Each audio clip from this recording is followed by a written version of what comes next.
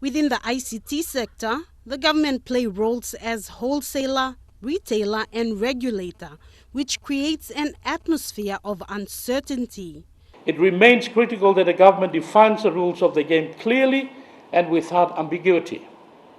There are indeed areas where it has to play a direct role. What is the role of the government? A player, a referee, facilitator, or a bit of each? Providing a clear answer to this set of questions will make the work of the regulators defined and clearer for the businesses to be clear on the investment opportunities. The paper found that there are 4 main categories that contribute to high internet rates: infrastructure, wholesale, regulation, and retail and competition. Under these main categories, there are areas that need tweaking and need serious consultation. The thing I want to point out also is obviously discussed in more detail in the report, is there do appear to be some regulatory gaps. One gap that we've identified is actually in relation to the wholesale cost. The cost of 1,570 kina per megabit per second appears to be largely unregulated. Now, in Australia and in some other countries, what happens is that the regulator actually sets that wholesale access rate. And it may be worth exploring such a possibility here. The report recommends a 2-step policy process to happen in order to improve internet rates in the country. Firstly, as a strategy, 3 high-level end goals need to guide the development and implementation of reforms that need to happen.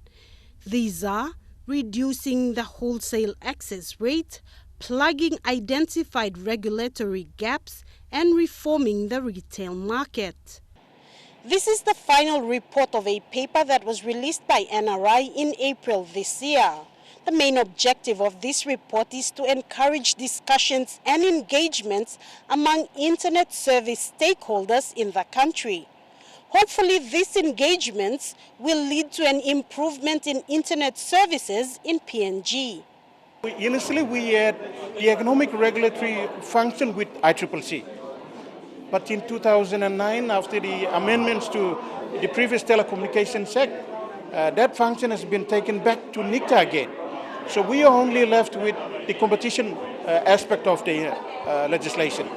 So if there is anything that we are willing to take on board, any regulatory function applying to this industry, either be setting the retail prices or any other industry. Now we are more interested in making sure that this industry steps up. I am really particularly concerned with the current internet rates and any other telecommunication rates.